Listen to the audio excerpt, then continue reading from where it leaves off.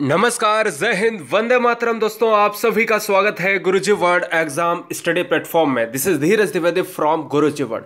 आशा करते हैं आप अच्छे होंगे, आपका परिवार भी उम्दा होगा। इसी के साथ आज इस वीडियो में लिए हैं क्वेश्चंस की संख्या होगी लगभग 26 से 30 प्रश्न होंगे।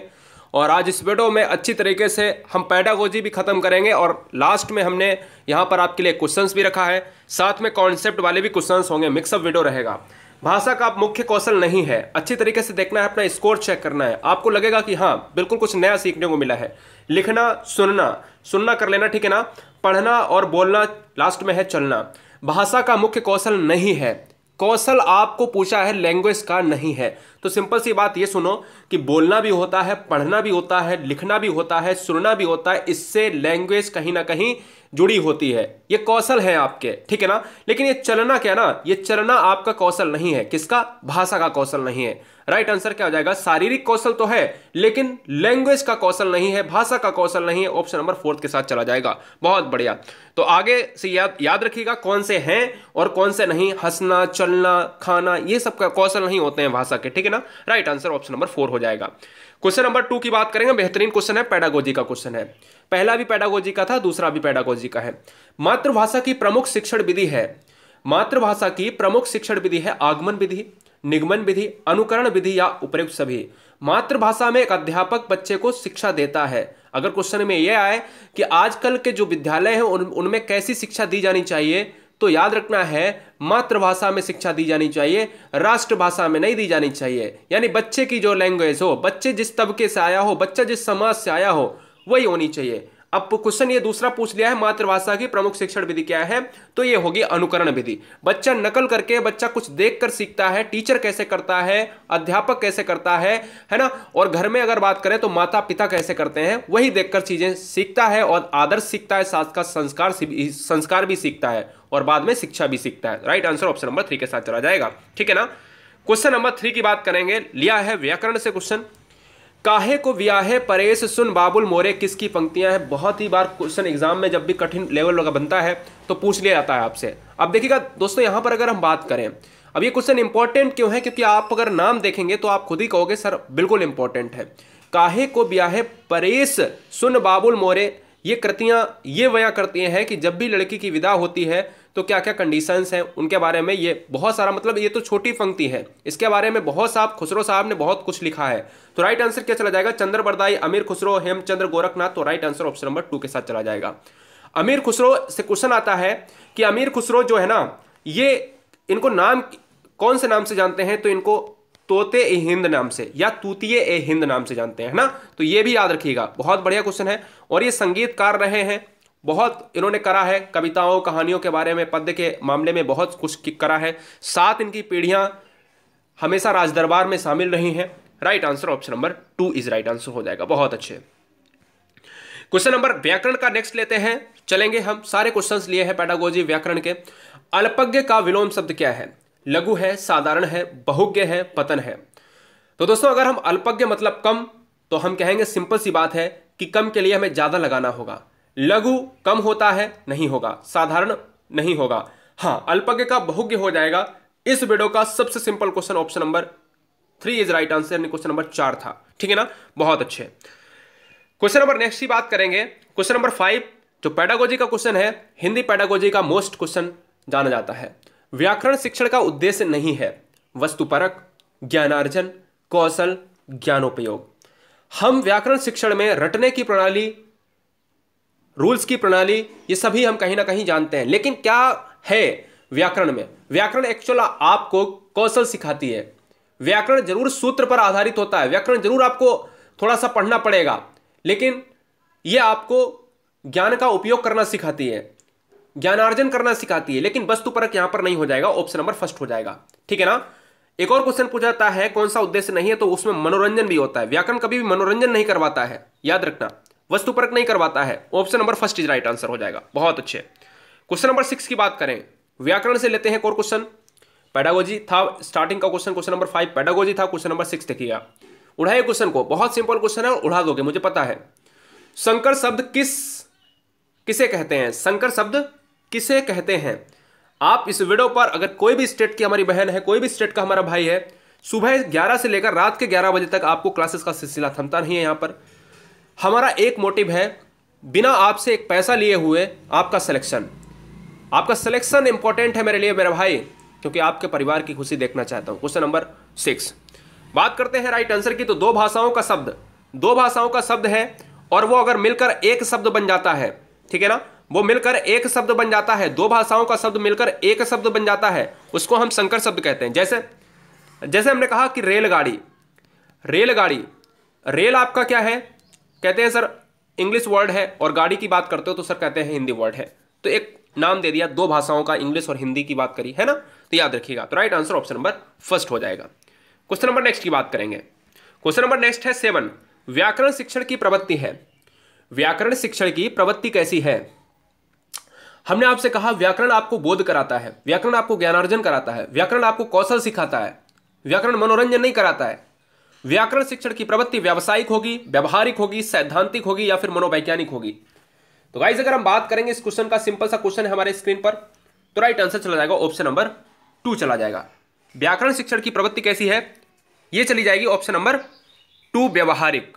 ठीक है, बहुत अच्छे। चैनल को गाइस सब्सक्राइब कर लेना बेहतरीन स्टडी प्लान के लिए। क्वेश्चन नंबर नेक्स्ट देखेंगे। व्याकरण का क्वेश्चन एक लेते हैं, बेहतरीन क्वेश्चन, सिद्धांत से क्वेश्चन हमने कराया, पेडागोजी का क्वेश्चन रहा क्वेश्चन नंबर 7। अब हम लेते हैं 8 कॉन्सेप्ट वाला क्वेश्चन। नाक का बाल होना, मुहावरे का अर्थ क्या है? बहुत अच्छे, बेहतरीन गाइस। अधिक समीप होना, कष्ट देना, पालतू होना, अधिक प्रिय होना, ठीक है ना, प्रिय। नाक का बाल होना, यहां पर एक ऐसा तबका आएगा कमेंट बॉक्स में, आप खुद ही रियलाइज करेंगे। 50% बच्चे देंगे एक अलग आंसर और 50% बच्चे देंगे एक अलग आंसर। 50% बच्चे देंगे क्या? कष्ट देना, और 50% जो बच्चे देंगे वो अधिक प्रिय होना देंगे। अब देखो, नाक का बाल होना, तो आपको क्या लगता है, नाक का बाल होना क्या आपको कष्ट वाली बात कर रहा है? नहीं, याद रखना है ऑप्शन नंबर 4 हो जाएगा। नाक का बाल होना एक रियल मतलब होता है अधिक प्रिय होना। ठीक है, आपके नाक में मतलब इतना उसकी हिम्मत है जो आपके नाक में बैठा है, तो समझ लो वो बाल है आपका, वो प्रिय है, इसलिए आप उसको जो है वहां पर जगह दिए हैं। तो याद रखना, ऐसे भी आप याद रख सकते हो अगर भूल जाते हो तो। ठीक है ना। क्वेश्चन नंबर 9 क्या है? अश्व का पर्यायवाची शब्द निम्नलिखित में से कौन सा नहीं है? अच्छा, बायोलॉजी में देखा जाए कि नाक में जो बाल क्यों हैं, तो नाक में बाल एक्चुअल में आपके लिए इसलिए होते हैं क्योंकि जो मिट्टी होती है वो कहीं ना कहीं इसको रोकने का काम करती है। याद रखिएगा, बहुत इंपॉर्टेंट पॉइंट होता है ये बायोलॉजी में, है ना। तो ये चीज़ें याद रखना है, जब भी हम नाक से सांस लेते हैं तो कहीं ना कहीं आपकी मिट्टी का जो पोल्यूशन है वो कहीं ना कहीं कुछ हद तक तो रुकता ही है। अश्व का पर्यायवाची शब्द निम्नलिखित में से कौन सा नहीं है? घोटक होता है, घोड़ा होता है, कटक नहीं होगा। Right answer option number first हो जाएगा। बहुत अच्छे। एक लेते हैं पेडागोजी का जबरदस्त क्वेश्चन। शिक्षण अधिगम प्रबंधन प्रत्यय के प्रवर्तक कौन है? शिक्षण अधिगम प्रबंधन प्रत्यय के प्रवर्तक कौन है? B.S. ब्लूम है, I.K. डेविस है, B.O. स्मिथ है, रॉबर्ट ग्लेसर है। शिक्षण अधिगम प्रबंधन जो शैक्षिक दृष्टि से एक विद्यालय में शिक्षा देता है एक अध्यापक, उसका प्रत्यय के प्रवर्तक दिए हैं ऑप्शन नंबर 2 I.K. डेविस साहब ने। क्या हो जाएगा राइट आंसर? ऑप्शन नंबर 2 हो जाएगा, डेविस साहब। ठीक है ना, बहुत अच्छे। क्वेश्चन नंबर 11 पेडागोजी के बाद क्वेश्चन नंबर 11 व्याकरण का क्वेश्चन दिया है। बहुत अच्छे, बेहतरीन गाइस। आवाज़ में अगर थोड़ी सी फर्क हो तो माफ़ी चाहेंगे गाइस। आपके सपनों के लिए यहाँ पर लगा हुआ, रात से नींद नहीं आ पा रही है, पता नहीं क्यों क्या हो रहा है, लेकिन हाँ काम ज़्यादा पड़ रहा है, लोड ज़्यादा है, सारी चीज़ें क्वेश्चंस को यहाँ पर देखना कि कैसे कैसे क्वेश्चंस आ रहे हैं परीक्षाओं में। लाखों बच्चों को क्रॉस करवा दिया है, अब बारी है आपकी। इस बार का एग्ज़ाम क्रैक कराने के बाद, हाँ आपके बाद हम वीडियोज़ को कम कर देंगे, जो नए बच्चे आएंगे उनको हम कम कर देंगे, क्योंकि हम खुद के लिए समय नहीं निकाल पा रहे हैं, आपके लिए समय हम निकाल रहे हैं, और ये समय निकालना मत, ठीक है ना। इसलिए याद रखना, आज अगर 6 से 7 वीडियो आ रही हैं, 4 से 5 वीडियो आ रही हैं, तो कहीं ना कहीं आगे आने वाला समय जब आपका रिजल्ट बेहतर आ जाएगा तो आने वाला समय हम खुद पे भी देना पड़ेगा, है ना। तो याद रखिएगा, वहाँ पर वीडियो का सिलसिला 2 या 3 हो जाएगा। जो एक स्थान पर टिक कर नहीं रहता है, वाक्य के लिए एक शब्द कौन सा है? तो राइट आंसर ऑप्शन नंबर 2 यायावर हो जाएगा। बहुत अच्छे। क्वेश्चन नंबर 12 समास का अर्थ क्या होता है? ये क्वेश्चन अच्छी तरीके से लगाइएगा। समास का अर्थ क्या होता है? बहुत अच्छे, बहुत अच्छे, बहुत अच्छे। क्या हो जाएगा राइट आंसर? तो राइट आंसर क्या हो जाएगा? बहुत बढ़िया, बेहतरीन। विच्छेद, विस्तार, संक्षेप या नवीन अर्थ। बताइए फटाफट, फटाफट बताइएगा। तो इस क्वेश्चन का जो राइट आंसर हो जाएगा, संक्षिप्तीकरण होता है, समास का अर्थ संक्षेप हो जाता है। क्या हो जाता है? संक्षेप हो जाता है। अच्छा, समास का विलोम क्या होता है? तो समास का विलोम होता है व्यास। क्या होता है सर? व्यास होता है। समास का विलोम व्यास होता है। संधि का विलोम विग्रह होता है। याद रखना, संधि का विलोम विग्रह होता है और कृष्ण का विलोम शुक्ल होता है, यह भी याद रखना है। तो राइट आंसर ऑप्शन नंबर 4 हो जाएगा। क्वेश्चन नंबर 13, जबरदस्त क्वेश्चन लिया है। अभी ऊपर कहा था कि शिक्षण के अधिगम का प्रत्यय दिया था डेविस साहब ने, अब कह रहा है शिक्षा के उद्देश्यों का वर्गीकरण किया है। पेडागोजी का बेस्ट जबरदस्त क्वेश्चन इस वीडियो का। शिक्षा के उद्देश्य, जो शिक्षा के एम्स होते हैं, क्या एम है उसके, क्यों बच्चा पढ़ता है, क्यों शिक्षक पढ़ाता है? वीएस ब्लूम साहब, रॉबर्ट मैगर साहब, रॉबर्ट मिलर, ओ स्मिथ। तो राइट आंसर चला जाएगा ऑप्शन नंबर फर्स्ट के साथ। दो क्वेश्चन, एक क्वेश्चन नंबर 10 और एक क्वेश्चन नंबर यहां पर 13। ये बहुत इंपॉर्टेंट है, याद रखिएगा। एक आपका संप्रत्यय की बात करी थी, एक आपकी यहां पर उद्देश्यों की बात करी। Question number 14, question number 14 pedagogy का कह रहा है, प्रमुख भाषाई कौशल के अंतर्गत इनमें से कौन सा नहीं आता है? निम्नलिखित में से कौन से ऐसे भाषाई कौशल हैं इनमें से जो नहीं है? सुनना, बोलना, कोई नहीं, या लिखना। तो राइट आंसर क्या हो जाएगा? बहुत अच्छे, बेहतरीन गाइज। तो राइट आंसर चला जाएगा ऑप्शन नंबर 3 के साथ। सुनना, बोलना, लिखना, पढ़ना, ये सभी क्या है? आपके कौशल हैं, ये सभी कौशल हैं। तो इसमें कौन सा नहीं पूछा था? हमें कोई नहीं है, क्योंकि यहां पर अगर हंसना होता, यहां पर अगर क्या होता, चलना होता, तो मैं मार देता। यहां पर तो सारे के सारे क्या है? कौशल हैं ही। तो भाई ऑप्शन ही नहीं है, तो इसलिए ऑप्शन नंबर 3 के साथ चला जाएगा। बहुत सारे बच्चे यहां पर सही कर रहे हैं, लेकिन बहुत सारे बच्चों ने गलत भी किया है। क्वेश्चन जल्दबाजी में ना किया करें, याद रखिएगा, जल्दबाजी बहुत ही खतरनाक होती है। चैनल को सब्सक्राइब करें। नेक्स्ट हम क्वेश्चन लेते हैं, क्वेश्चन नंबर 15। क्वेश्चन नंबर 15 लिया है और ये रहा क्वेश्चन नंबर 15 आपका पेडागोजी का। काव्य शिक्षण का उद्देश्य क्या है? काव्य शिक्षण का उद्देश्य क्या है? भाषा में प्रयुक्त होने वाले विराम चिन्हों से परिचित कराना, रसानुभूति एवं आनंद अनुभूति कराना, संगीत कला में निपुण बनाना, व्याकरणिक नियमों की जानकारी देना।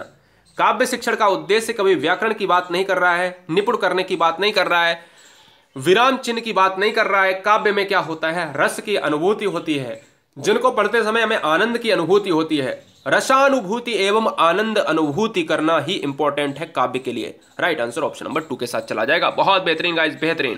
क्वेश्चन नंबर 16, व्याकरण का क्वेश्चन ले लिया है पेडागोजी के बाद। पेडागोजी के बाद व्याकरण का क्वेश्चन ले लिया है। निम्नलिखित में से किस वाक्य में विशेषण का प्रयोग हुआ है? निम्नलिखित में से किस वाक्य में विशेषण का प्रयोग हुआ है?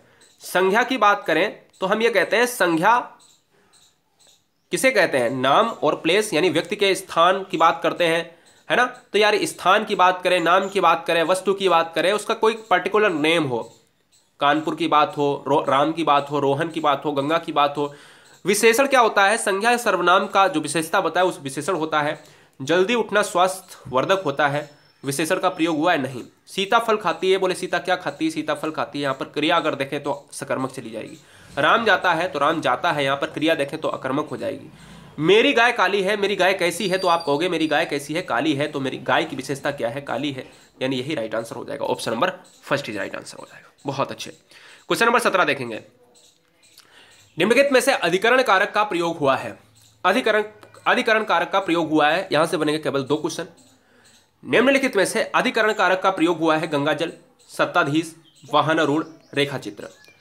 तो राइट आंसर क्या चला जाएगा? बच्चे कह रहे हैं सर अधिकरण कारक में क्या होता है? में पर होता है, में पर होता है, जहां तक मुझे पता है और आप सभी जानते हैं। इसका राइट आंसर ऑप्शन नंबर 3 हो जाएगा। वाहन पर आरूढ़, वाहन पर बैठी देवी या वाहन पर बैठा कोई, है ना। तो यह सिंपल सी बात है, ऑप्शन नंबर 3 हो जाएगा, जहां पर में पर की बात होती है। एक और क्वेश्चन पूछा जाता है, क्वेश्चन नंबर 2, कारक हिंदी में कितने हैं? तो कारक हिंदी में कितने हैं सर? हिंदी में 8 कारक है, ठीक है ना, याद रखिएगा। बहुत अच्छे। क्वेश्चन नंबर नेक्स्ट की बात करेंगे, क्वेश्चन नंबर 18, किस रस को रसराज कहा जाता है? बहुत अच्छा क्वेश्चन है। किस रस को रसराज कहा जाता है? वीर रस, श्रृंगार रस, हास्य रस, इनमें से कोई नहीं। तो दोस्तों अगर हम बात करें इस क्वेश्चन का राइट आंसर क्या चला जाएगा? श्रृंगार रस चला जाएगा, ऑप्शन नंबर 2 चला जाएगा। श्रृंगार क्या ऐसा ही लिखा जाता है? जी नहीं, श्रृंगार ऐसा नहीं लिखा जाता है। श्रृंगार क्या ऐसा लिखा जाता है? मुझे कमेंट करके जरूर बताएं। क्या श्रृंगार ये सही है या ये सही है? बहुत इंपॉर्टेंट क्वेश्चन है और बर्तनी में सबसे ज्यादा पूछा जाने वाला ये क्वेश्चन रहता है। क्वेश्चन नंबर 19, पेडागोजी का बेस्ट क्वेश्चन आज तक का, सूक्ष्म से स्थूल की ओर शिक्षण सूत्र की शिक्षण सूत्र का पालन किस विधि में स्पष्ट किया जाता है। कुल मिलाकर देसी भाषा में समझो कि सूक्ष्म से स्थूल की ओर कौन सी ऐसी विधि है जो पालन करती है। हमें यह पता है कि एग्जाम्पल टू अगर हम रूल जाएंगे तो हम कहते हैं सर आगमन विधि, अगर हम रूल टू एग्जाम्पल यानी नियम से हम उदाहरण की तरफ जाएंगे तो हम कहते हैं निगमन। तो यार सूक्ष्म पहले हम छोटी चीजों बाद में हम बड़ी चीजों को हम इसमें जानते हैं, ऑप्शन नंबर 2 में जानते हैं, निगमन विधि हो जाएगा। निगमन विधि यह कहती है कि बच्चे को पहले सिद्धांत लिखाओ, बच्चे को पहले सिद्धांत लिखाओ और फिर उसके बाद क्या करो, एग्जाम्पल दो, है ना, उसके बाद एग्जाम्पल दो। और आगमन विधि क्या होती है, एग्जाम्पल देने के बाद आप कहते हो कि इसका एग्जाम्पल से ही रूल निकाल दीजिएगा। तो राइट आंसर ऑप्शन नंबर 2 हो जाएगा। बहुत अच्छे। क्वेश्चन नंबर 20, साहित्य का क्वेश्चन ले लिया है, पेडागोजी व्याकरण क्वेश्चन मिले और आज ये 20वां क्वेश्चन है साहित्य का। घनानंद को किस युग का कवि माना जाता है। घनानंद को किस युग का कवि माना जाता है, आदिकाल, भक्तिकाल, रीतिकाल, भारतेंदुकाल। तो राइट आंसर क्या हो जाएगा, option number 3 is right answer. रीतिकाल के साथ चले जाएंगे, घनानंद यानी युग चला जाएगा, option number 3 is right answer. बहुत बेहतरीन गाइस। क्वेश्चन नंबर 21, प्रयोगशाला में कार्य करते समय विद्यार्थी किस विधि का अनुसरण करता है। इस क्वेश्चन का गलत आंसर नहीं आना चाहिए, हर बच्चे को बार बार बताया है, हर बच्चे को गणित में भी पेडागोजी में यही क्वेश्चन पूछ लिया जाता है, हर बच्चे से मनोविज्ञान में भी यही क्वेश्चन पूछ लिया जाता है पेडागोजी का, लेकिन ये हिंदी कर रहे हैं तो हिंदी का ये पेडागोजी को क्वेश्चन जबरदस्त हिंदी में आता है, क्योंकि आगमन निगमन विधि ऐसी विधि है जो हिंदी में भी है, मनोविज्ञान में भी है, पर्यावरण में भी है और आपके हर पॉइंट पे भी है पेडागोजी, जहां पर भी आती है। याद रखना, आप अगर देखते होंगे सिलेबस खुद ही पता होगा। ये हिंदी का क्वेश्चन है गाइस, बताइएगा, धुआं धुआं करिएगा इस क्वेश्चन को। राइट आंसर चला जाएगा ऑप्शन नंबर 3 के साथ। हमने कहा प्रयोगशाला में बच्चा क्या करता है, प्रयोगशाला में बच्चा करता है खोज करता है। और खोज क्या करता है, मैंने आपसे कहा कि एग्जाम्पल से लेकर वो सूत्र की तरफ खोज के लिए चला जाता है, इसमें समय ज़्यादा लगता है और समय ज़्यादा लगने से इसका पाठ्यक्रम पूरा नहीं हो सकता है, इसका प्रमुख दोष होता है। ठीक है। आगमन विधि क्या होता है, आगमन विधि जो है एक प्रयोगशाला में काम करती है, अनुसरण करता है। और निगमन विधि का एक दोष ये होता है कि ये रटने पर आधारित होती है। ठीक है। तो जब पूछे रटने पर आधारित कौन सी है, जब पूछे प्रयोगशाला पर आधारित कौन सी है, जब पूछे रूल्स टू एग्जाम्पल कौन सी है तो ये है, एग्जाम्पल्स टू रूल्स पूछे तो ये है। राइट आंसर ऑप्शन नंबर 3 चला जाएगा। बहुत बढ़िया। नेक्स्ट क्वेश्चन की बात करते हैं। नेक्स्ट क्वेश्चन की बात करते हैं, अपने स्ट्रगल को तब तक सीक्रेट रखिएगा जब तक आप सफल नहीं हो जाते हैं। आपके लिए बेस्ट मोटिवेशन यहां पर होना चाहिए मेरे भाई, और हमेशा की तरह आपको मोटिवेट करते रहेंगे जब तक आप हमारी आवाज़ सुनते रहेंगे इस चैनल पर। और आप किस राज्य से हैं, कहां से हैं आप, हमें कमेंट जरूर करें। बहुत अच्छे। क्वेश्चन नंबर 22, निम्नलिखित में से कौन सा स्त्रीलिंग नहीं है, निम्नलिखित में से कौन सा स्त्रीलिंग नहीं है। बहुत अच्छे। फर्स्ट ऑप्शन है लिपि, संघर्ष, पढ़ाई या समझ। स्त्रीलिंग को अगर देखें, समझ, उसको समझ नहीं है ना, पढ़ाई उसकी अच्छी नहीं है, अच्छी स्त्रीलिंग निकल रहा है, नहीं पूछा है ना। लिपि, यह लिपि देवनागरी में है, यह लिपि अच्छी नहीं है, यह लिपि खराब है। संघर्ष इस क्वेश्चन का राइट आंसर हो जाएगा क्योंकि उसने बहुत संघर्ष किया, ये पुल्लिंग में निकल रहा है, इसलिए स्त्रीलिंग नहीं, बाद बाकी सभी स्त्रीलिंग में है। राइट आंसर ऑप्शन नंबर 2 चला जाएगा। बहुत अच्छे। क्वेश्चन नंबर 23, बहुत अच्छा क्वेश्चन है। कल मैंने पूरा चैप्टर कराया है आपको, और कल पूरा चैप्टर कराया है पूरा डिटेल में पढ़ाने के बाद, ट्रिक सहित पढ़ाने के बाद हमने 10 से 15 क्वेश्चन आपको हमने वीडियो में कराए भी। हमारा मकसद ये होता है कि पूरा वीडियो पहले डिटेल में कराओ, जो 2 बजे वीडियो आती है आपको, और उसके बाद में आपको क्वेश्चंस करा दो उसी टॉपिक के। तो क्वेश्चन कहाँ से जाएगा। क्वेश्चन नंबर 23, इनमें से किस वाक्य में अकर्मक क्रिया है। चिड़िया दाना चुग रही है, पशु मैदान में चर रहे हैं, रमेश बहुत सो रहा है, गुरुजी ने छात्र से पढ़ाया। अगर स्वाभाविक क्रिया है जिसमें अगर आपको क्वेश्चन करते समय कर्ता ही मिल जाए तो वो अकर्मक क्रिया है। मतलब जिसमें अकर्मक क्रिया का मतलब होता है जिसमें कर्म ना दिया हो। चिड़िया दाना चुग रही है, तो अगर आप कहोगे कि चिड़िया क्या चुग रही है तो आपका आंसर आएगा दाना चुग रही है। पशु मैदान में चर रहे हैं, तो आप कहोगे कि पशु क्या कर रहे हैं, तो चर रहे हैं। क्या, मैदान में। कहाँ, मैदान में। रमेश बहुत सो रहा है, तो आप कहोगे कि कौन सो रहा है, तो आपका राइट आंसर हो जाएगा रमेश। तो यहां पर कर्ता ही निकल आ रहा है, कर्म नहीं आ रहा है। गुरुजी ने छात्र को क्या पढ़ाया, तो आंसर आएगा पाठ पढ़ाया, इसलिए राइट आंसर ऑप्शन नंबर 3 चला जाएगा। सोना, उड़ना, हंसना, जागना, ये आपकी स्वाभाविक क्रिया है, ये कर्म में नहीं आती हैं, या कर्मक में आती हैं। ठीक है ना, याद रखिएगा। बहुत बढ़िया। क्वेश्चन नंबर 24, निम्नलिखित में से पूर्वकालिक क्रिया का प्रयोग कौन सा हुआ है? पूर्वकालिक क्रिया आज अगर जान लिया तो चीजें बिल्कुल आसान हो जाएंगी। पूर्वकालिक क्रिया का मतलब होता है कि एक काम को खत्म करके तुरंत दूसरा काम कर लिया। पिताजी नहाकर ऑफिस चले गए, पिताजी पूजा करके विश्राम करने लगे। तो यहां पर करके वर्ड आता है जहां पर, है ना। पिताजी ने नहाया और खाना खाने लगे, है ना। पिताजी नहाकर खाना खाने लगे, पिताजी पूजा करके खाना खाने लगे, पिताजी ऑफिस आकर बाहर घूमने चले गए। तो एक काम खत्म हुआ, तुरंत दूसरा काम स्टार्ट हुआ। पूजा करके मतलब कोई काम दूसरा स्टार्ट हो गया होगा, तो इसलिए right answer option number first हो जाएगा। बहुत अच्छे। क्वेश्चन नंबर 25, निम्नलिखित में से अकर्मक क्रिया नहीं है, इस बार हमें नहीं है बताना है। वह कहाँ रहते हैं, हमने कहा कहाँ, कैसे, किससे, ये अगर वर्ड आते हैं तो आप क्या करोगे? मैं उदयपुर पहुंच गया, रामू ने खाना खाया, तुम अभी चले जाओ। तो देखो वह कहाँ रहते हैं, हमारा कोई जवाब तो निकलेगा नहीं ना, आंसर तो आंसर नहीं निकलेगा, इसमें तो कर्म है ही नहीं, तो अकर्मक ये तो है, ये तो आंसर नहीं होगा। मैं उदयपुर पहुंच गया, बोला मैं कहाँ पहुंच गया, तो मैं कहूंगा मैं कहाँ पहुंच गया, तो मैं उदयपुर पहुंच गया। क्या भाई ये काम है क्या? मैं उदयपुर पहुंच गया क्या? आपने कल की वीडियो देखी क्या?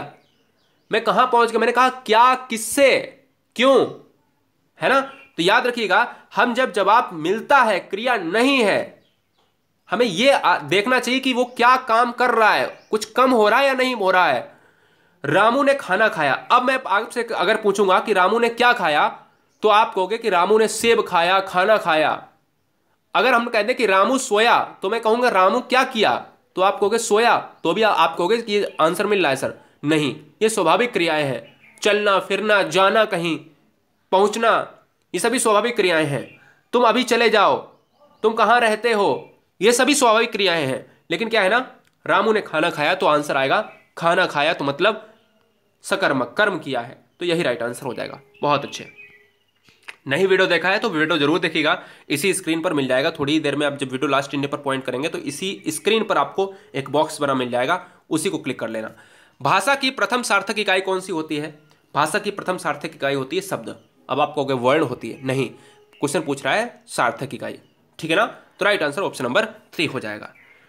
वीडियो कैसी लगी आपको, अपना स्कोर मुझे जरूर बताएं, चैनल को सब्सक्राइब करें, और बेहतरीन स्टडी प्लान के लिए हर बहन हर भाई, पूरे वीडियो में नहीं कहा है कि वीडियो को लाइक कर दें। आपसे निवेदन रहेगा कि आने वाला बॉक्स सकर्मक अकर्मक में आप जो है कंफ्यूज हैं आप, तो सकर्मक अकर्मक में या तो आप नीचे चले जाइएगा कमेंट बॉक्स में, या तो यहीं पर आपको बॉक्स मिल जाएगा। देखिएगा नेक्स्ट क्लास थोड़ी देर में आ रही है। जय हिंद, वंदे मातरम।